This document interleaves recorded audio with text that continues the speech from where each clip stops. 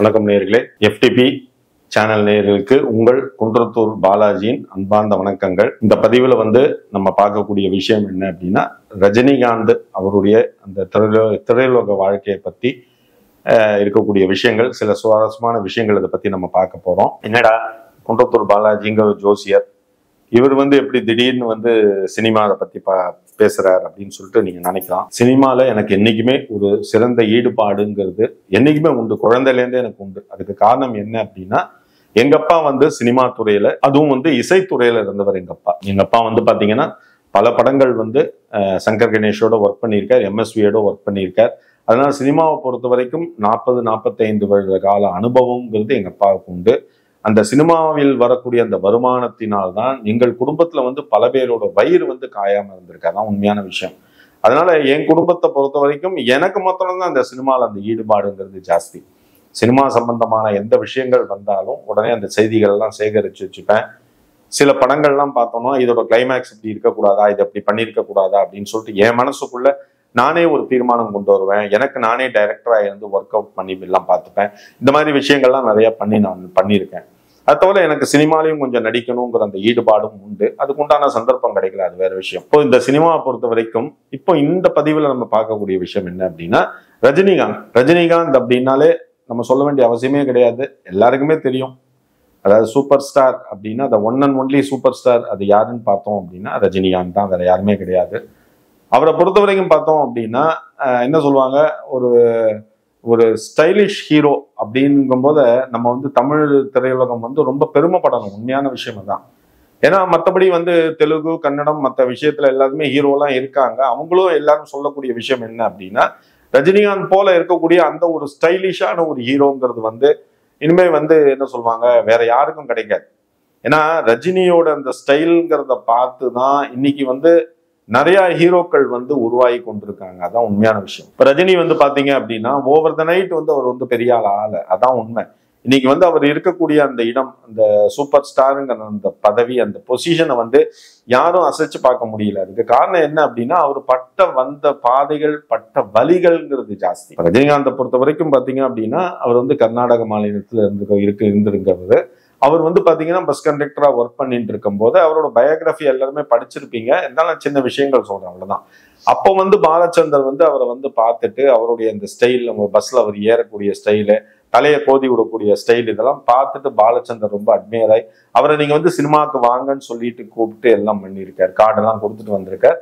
அதுக்கப்புறம் அவர் அந்த சினிமா ஆர்வத்தினால் ரஜினிகாந்த் சென்னைக்கு வந்ததுக்கு அப்புறம் பாலச்சந்தரோட ஆபீஸ் உங்களுக்கு தான் தெரியும், இங்க மயிலாப்பூர்ல இருக்கு பாலச்சந்தரோட ஆபீஸ். பாலச்சந்தரோட ஆபீஸ்ல ரஜினிகாந்த் நடையா நடந்திருக்காரு அவரை பார்க்கறதுக்காக. அப்ப பாலச்சந்திர அவரால் பார்க்க முடியல அவ்வளவு சீக்கிரம்.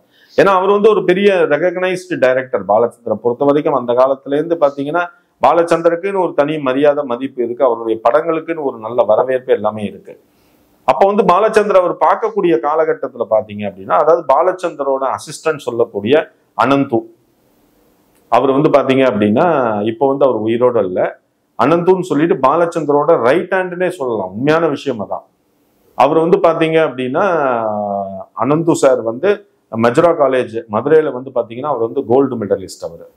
அவரும் பாலச்சந்தர் சாரும் ரெண்டு பேரும் ஏஜிஎஸ் ஆபீஸ்ல ஒர்க் பண்ணியிருந்தாங்க, கவர்மெண்ட் ஆபீஸ்ல. அவங்க ரெண்டு பேரும் ஒர்க் பண்ணும்போது அவங்க ரெண்டு பேரும் உட்காந்து பேசக்கூடிய அந்த தருணத்துல, காலகட்டத்துல அவங்க தீர்மானம் பண்ணி சினிமா ஏன் நம்ம வரக்கூடாது, நம்ம ஏன் சினிமால ஒரு அங்கத்தினரா வரக்கூடாதுன்னு அவங்க யோசிச்சு அவங்க அங்க சின்ன சின்ன டிராமாவெல்லாம் அரங்கேற்றம் பண்ணியிருக்காங்க. அந்த டிராமாவோட அந்த பிரதிபலிப்பு தான் பார்த்தோம் அப்படின்னா பாலச்சந்தரோட ஆரம்ப காலகட்ட படங்கள் எல்லாமே. அப்ப அனந்து சாருங்கிறவர் பாலச்சந்தரை பொறுத்த வரைக்கும் ரைட் ஹேண்ட் மாதிரி. பாலச்சந்தர் எந்த ஒரு விஷயத்த முடிவெடுத்தாலும் அனந்து சார்ட்ட கேட்காம முடிவெடுக்க மாட்டார். எதுவா இருந்தாலும் பண டிஸ்கஷன்ல இருந்து பேர் வைக்கிறதுல இருந்து எல்லாம் அவருக்கு அனந்து சாருக்குங்கிற ஒரு மரியாதைங்கிறது பாலச்சந்தர் மனசுல என்னைக்குமே உண்டு. அப்ப ரஜினிகாந்த் சினிமாவுக்கு சான்ஸ் தேடி அலையக்கூடிய காலகட்டம் பாலச்சந்தரோட ஆபீஸ்க்கு போயிட்டு இருக்காரு. அப்ப போயிட்டு வந்துட்டு இருக்கும் போது ரஜினிகாந்தை யாருமே ரெகக்னைஸ் பண்ணல, யாருமே கண்டுக்கவே இல்லை அவரை. ரஜினிகாந்த் திங்கக்கிழமை வரார், செவ்வாய்க்கிழமை வரார், புதன்கிழமை வரார், வியாழக்கிழமை வரார், ஒத்தனும் கண்டுக்கல. இன்னைக்கு பாலச்சந்தர் இல்ல சார், வெளில போயிருக்காரு, நாளைக்கு பாருங்க, நாளைக்கு பாருங்க, அனுப்பிச்சு விட்டுட்டே இருக்காங்க. ஆனா இது வந்து இந்த பாலச்சந்தரோட அனந்துன்னு சொல்லக்கூடிய அவரோட பாலச்சந்தரோட அசிஸ்டன்ட் அனந்து சார் வந்து இதை நோட் பண்ணியிருக்காரு. நோட் பண்ணிட்டு அவங்களோட அசிஸ்டண்ட்டை கூப்பிட்டு கேட்டிருக்காரு, அந்த பையன் வந்துட்டு போயிட்டு இருக்கானே எதுக்கு வரான்னு சொல்லிட்டு கேட்டதுக்கு அவங்க சொல்லியிருக்காங்க, பாலச்சந்தர் சார் வந்து இவரை பார்த்துட்டு சினிமாவில் நடிக்க சான்ஸ் தரேன் வான்னு சொல்லியிருக்காரு, சென்னைக்கு வந்திருக்காரு, வந்துட்டு போயிட்டு இருக்காரு அப்படின்னு சொல்லிட்டு இருக்காரு. அப்போ அனந்துங்கிறவர் வந்து அவரை கூப்பிட்டு சொன்னாங்க, ஐயப்பா அந்த பையன் வந்து வேற பேங்க் கர்நாடகா மாநிலத்துல வந்திருக்கான், அவன் நம்ம தமிழ்நாட்டை நம்பி வந்திருக்கான், இங்க வந்த ஒருத்தவனுக்கு வந்து நம்ம வந்து அவன் எங்க தங்கியிருக்கான், அவன் எப்படி சாப்பிட்றான், என்ன பண்ணினா ஏதாவது கேட்டீங்களா அப்படின்னு சொல்லிட்டு அனந்து சார் கேட்டிருக்காரு.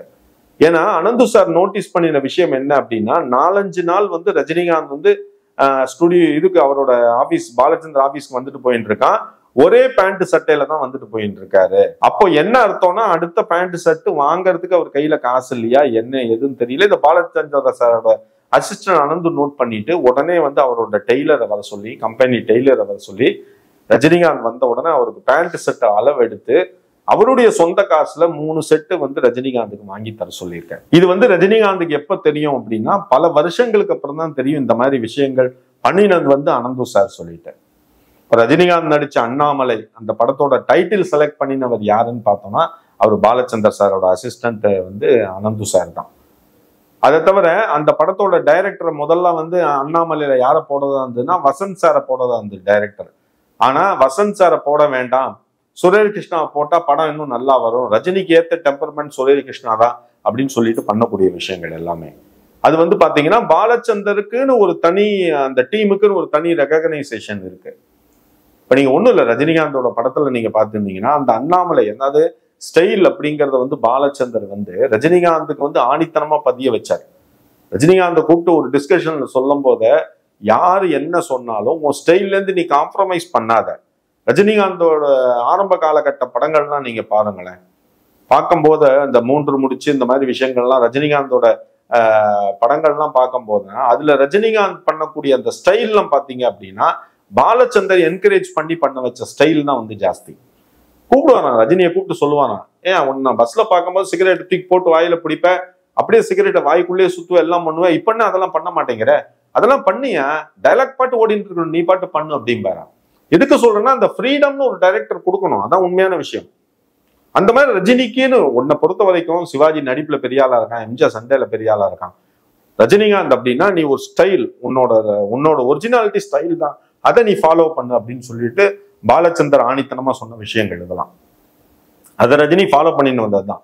அதே மாதிரி அண்ணாமலை படத்துல நீங்க பாத்தீங்கன்னா அந்த டைலாக்ல ரஜினி சொல்லுவார், சரத்பாபுவை பார்த்து சொல்லுவார், அசோக் நீ வந்து பணத்திமுறனால என்னோட வீட்டை இடிச்சுட்ட, என்னை நடுத்தருவுக்கு கொண்டு வந்துட்ட, உன் டைரியில உன் கேலண்டர்ல குறிச்சு வச்சுக்கோ, இதே நாள் நீ எப்படி என்னை அழிச்சு நடுத்தருவுல கொண்டு வந்து நிறுத்தினியோ அதே மாதிரி ஒன்ன நான் வந்து அழிச்சு நடுத்தருவுல கொண்டு வந்து நிக்கல வைக்கல அப்படின்னா என் பேரு வந்து அண்ணாமலை கிடையாது அப்படின்னு சொல்லிட்டு போற மாதிரி தான் ஷாட்.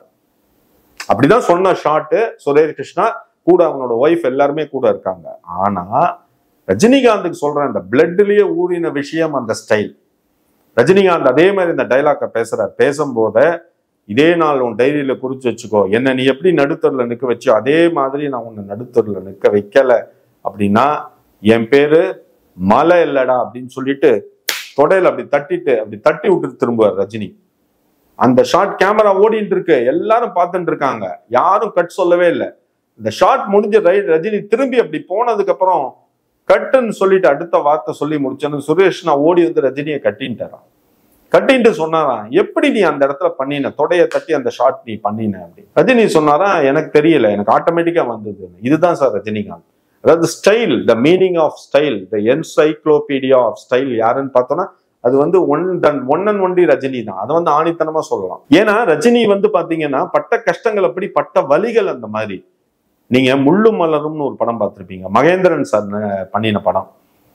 அந்த படத்துல வந்து ரஜினி ஆரம்ப காலத்துல கஷ்டப்பட்டு அப்பதான் ஹீரோ சான்ஸ் வந்து ஹீரோ லெவல்ல வந்து முன்னேறிட்டு வரக்கூடிய சமயம்.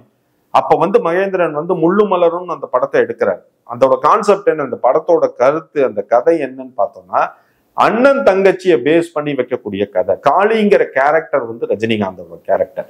இந்த காளிங்கிற கேரக்டர் வந்து அடமெண்டான கேரக்டர், திமிரு பிடிச்ச கேரக்டர். அப்படிங்கிறதுனால ரஜினிக்கு மேக்கப் எல்லாம் கிடையாது. அந்த படத்துல நீங்க ரஜினியை பாருங்க, மேக்கப்பே கிடையாது ரஜினிக்கு. ரஜினி ஆஸ் யூஷுவல் எப்படி இருக்காரோ அதே மாதிரிதான் இருப்பாரு. அதே மாதிரி ராமே ஆண்டாலும் ராமணன் ஆண்டாலும் ஒரு பாட்டு வரும். அந்த பாட்டுல பாத்தீங்கன்னா ரஜினிக்கு சுத்தமா மேக்கப்பே கிடையாது, டான்ஸ் கோரியோகிராஃபும் கிடையாது. உன் இஷ்டம் போல ஆடுன்னு சொல்லிட்டாரு மகேந்திரன். அதுக்கு காரணம் என்னன்னா அந்த ஒரிஜினாலிட்டி ரியாலிட்டி இருக்கணும்னு சொல்லிட்டு அந்த முள்ளும் மலரும் படம் பாத்தீங்கன்னா அந்த படத்தோட ப்ரொடியூசர் வந்து மகேந்திரனை காரி துப்பினாராம். காரணம் ஏன்னா இவனை எப்படி நீ ஹீரோவா போட்ட ரஜினிகாந்த், இவனை எப்படி நீ ஹீரோவா போட்ட, கூட சந்திரபாபு நடிச்சுட்டு இருக்கான், அவனை நீ செகண்ட் ஹீரோவா போட்டிருக்க, அவனை நீ ஃபர்ஸ்ட் ஹீரோவா போட்டுட்டு இவனை நீ சைடு ஹீரோவா போட்டிருக்கலாம்ல. படத்துல இவனை பேஸ் பண்ணி எப்படியா நீ கதையை வச்ச, இந்த படத்தை எவன் பார்க்க வருவான். எவ்வளவு ஒரு நெகட்டிவ் கமெண்ட்ஸ், எவ்வளவு ஒரு நெகட்டிவான தாட்ஸ் எல்லாமே வந்து அந்த ப்ரொடியூசரோட மனசுல இருந்திருக்குன்னு பாருங்க. அப்ப மகேந்திரன் சொன்ன ஒரே ஒரு விஷயம் என்ன தெரியுங்களா, இதுதான் சார் டைரக்டரோட கான்பிடன்ஸ் சொல்லணும். இந்த காளிங்கிற கேரக்டருக்கு ஏத்த ஒரே நடிகன் ரஜினி, இவன் மாத்திரம் தான், வேற யாரும் கிடையாது. நீ ப்ரொடியூசரா பணம் கொடுக்கலன்னா வெளியில போய்க்கோ, நான் வேற ஆளை வச்சு படம் எடுத்துக்கிறேன். ஆனா இந்த படத்தோட ஹீரோ வந்து இவன் தான். அப்போ அதை சொல்லக்கூடிய தைரியம் எவ்வளவு பேருக்கு வேணும். அப்போ ரஜினிகாந்த் இவனை தான் ஹீரோவா நிக்க வச்சு இந்த படத்தை நான் ஹிட் பண்ணி காட்டுறேன்னு மகேந்திரன் ஹிட் பண்ணி காமிச்சார். ஃபர்ஸ்ட் 2 வாரம் தியேட்டர்ல யாரும் கிடையாது, ரஜினிகாந்த் மகேந்திரன் கூட அசிஸ்டன்ட் 2 பேர் நின்றுட்டு இருக்காங்க, அவ்வளவுதான். படத்துக்கு யாருமே பார்க்க வரல, ஏன்னா விளம்பரம் பண்ணதுக்கு காசு கிடையாது மகேந்திரன் கையில. அப்புறம் அவங்கள்ட்ட இருக்க நகைகள்லாம் கொஞ்சம் கொஞ்சமா வித்து விளம்பரம் பண்ணி அந்த படத்தை பார்த்தீங்கன்னா சில்வர் ஜூப்ளி படமா ஆக்கினாங்க. மக்கள் அதுக்கப்புறம் ரெகக்னைஸ் பண்ணி வரவேற்பு கொடுத்து அந்த படத்தை பெரிய படமா ஆக்கினாங்க. ஏன் சொல்றேன்னா அன்னைக்கு ஒரு மகேந்திரன் வந்து துணிஞ்சு ரஜினியை வந்து போடலை அப்படின்னா இன்னைக்கு ரஜினியோட வாழ்க்கையில வந்து இவ்வளவு தூரத்துக்கு வந்திருப்பாருங்கிறது ஒரு கேள்விக்குறியா இருந்திருக்கும். காரணம் ஏன் அப்படின்னா அந்த டைரக்டர் அவர் மேல வச்ச அந்த அபிமானம்ங்கிறது அதான் ஒரு உண்மையான விஷயம். இதுதான் சார் ஜாதகத்துல இருக்கக்கூடிய விஷயம். ஏன் இந்த விஷயத்த நான் சொல்றேன் அப்படின்னா, ஜாதகத்துல உனக்கு வந்து சாதகமான காலகட்டம், சாதகமான தசாபுக்தி உள்ள வரும்போதுதான் உன்னோட ஆசைகளும் எண்ணங்களும் ஈடேறும். அதான் உண்மையான விஷயம். நம்ம எவ்வளவுதான் உடம்புல எண்ணெயை தடவி கீழே புரண்டாலும் ஒற்றை மண்ணு தான் ஒட்டுன்னு ஒரு வசனம் சொல்லுவாங்க. அதுக்கு காரணம் என்ன அப்படின்னா, நம்ம என்னதான் வந்து நமக்கு வக்கரமான காலகட்டத்துல எவ்வளவு முயற்சிகள் பண்ணினாலும் வெளியில வரவே வராது. அதே சாதகமான காலகட்டமும் நேரமும் உன்னோட ஜாதகத்துல கட்டத்துல இருக்கு அப்படின்னா டெஃபினட்டா எழுதி வச்சுக்கோ, உன்னோட முயற்சி முன்னேற்றத்தை யாரும் தடுக்க முடியாது. அதுக்கு எக்ஸாம்பிள் வந்து நம்ம ரஜினியா சொல்லலாம், காரணமா சொல்லலாம். ஏன்னா ரஜினி வந்து பாத்தீங்கன்னா இவ்வளவு ஒரு பாப்புலர் சினிமால வந்து ரஜினிகாந்துக்கு இப்ப இருக்கக்கூடிய இடம் வந்து சூப்பர் ஸ்டாருங்கிறது அவ்வளவு சீக்கிரம் கிடையாது. வேர்ல்டு உலகம் எங்கும் ஒரு ரஜினிகாந்த் பத்தி எல்லாருக்கும் தெரியும். இவ்வளவு ஒரு பெரிய அங்கீகாரம் ஒருத்தருக்கு கிடைச்சிருக்குன்னா நிச்சயமா அவரோட ஜாதகத்துல இருக்கக்கூடிய கிரகங்கள் வலிமையா இருக்குன்னு தான் அர்த்தம். அதுல வந்து நம்ம எந்த ஒரு மாற்று கருத்தும் கிடையாது. எல்லாரும் முயற்சி பண்றான் சார், நானும் முயற்சி பண்றேன், நீங்களும் முயற்சி பண்றீங்க சார். உங்க முயற்சி என் முயற்சிலாம் வந்து சக்சஸ்ஃபுல்லா இருந்தா இங்கதான் விஷயம், இங்கதான் கட்டங்கள், இங்கதான் ஜாதகம், இங்கதான் கிரகங்களோட தன்மை நிக்கிறது. வெளியில சொல்லிக்கலாம், பேசுறவன் பேசிக்கலாம், ஜாதகம் ஒண்ணும் கிடையாது, முயற்சி இருந்தா பெரிய ஆளாம், பண்ணிப்பாரு, முயற்சி பண்ணிப்பாரு, வந்துருவியா, வெறும் முயற்சி வச்சுன்னு வந்துருவியா நீ? கட்டங்கள் சாதகமாகணும், உன்னோட தசாபுக்தி நல்லா இருந்தாதான் உன்னை தூக்கி நிறுத்தும் மேல. முதல்ல அதை புரிஞ்சுக்கோ. குட் நைட் சொல்லிட்டு படுத்துக்கிற, காத்தால குட் மார்னிங் சொல்றதுக்கு நீ இருப்பியா இல்லையாங்கிறதே நம்ம கையில கிடையாது, அதுவே கிரகங்கள் கையில தான் இருக்கு. அப்படிங்கும் போத நம்ம இதெல்லாம் பத்தி பேசி பிரயோஜனமே கிடையாது. அதனால ஒரு தீர்மானமா வச்சுக்கோ, உனக்கு நம்பிக்கை இல்லைன்னா கம்முன்னு விட்டுறணும், அதை பத்தி நம்ம ஆர்கியூ பண்ணக்கூடாது. அதான் உண்மையான விஷயம். நான் எல்லாருக்கும் சொல்லக்கூடிய விஷயம் அப்படின்னா, ஜோதிடம் கிடையாது, ஜாதகம் போய் அப்படின்னு சொல்றவங்களாம் சொல்ற ஒரே ஒரு விஷயம் அதான்.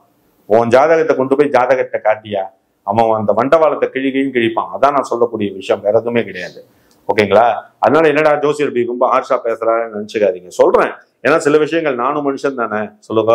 அப்படி இருக்கும்போது நம்ம சில விஷயங்கள் நம்பிதான் ஆகணும். இப்ப ரஜினிகாந்தோட ஜாதகத்தை வரைக்கும் நிச்சயமா பாத்தீங்கன்னா அவர் ஜாதகத்துல இருக்கக்கூடிய அந்த ஹைலைட்ஸ் தான் இன்னைக்கு வந்து அவரை பெரிய சூப்பர் ஸ்டார் ஆகியிருக்கு, இன்னைக்கு ஒரு பெரிய பொசிஷன்ல உட்காத்தி வச்சிருக்காரு. அது வந்து மறுக்க முடியாத உண்மை, எல்லாருக்குமே தெரியும். இன்னைக்கு ரஜினிகாந்த் படம் ஒண்ணு ரிலீஸ் ஆச்சு அப்படின்னா முதல்ல ப்ரொடியூசர் நினைக்கக்கூடிய விஷயம் என்னன்னா எவ்வளவு கோடி டச் ஆகும் தான். அப்படிதான் எல்லாரோட மத்தியிலையும் ரஜினிகாந்த் இருக்கக்கூடிய விஷயம்.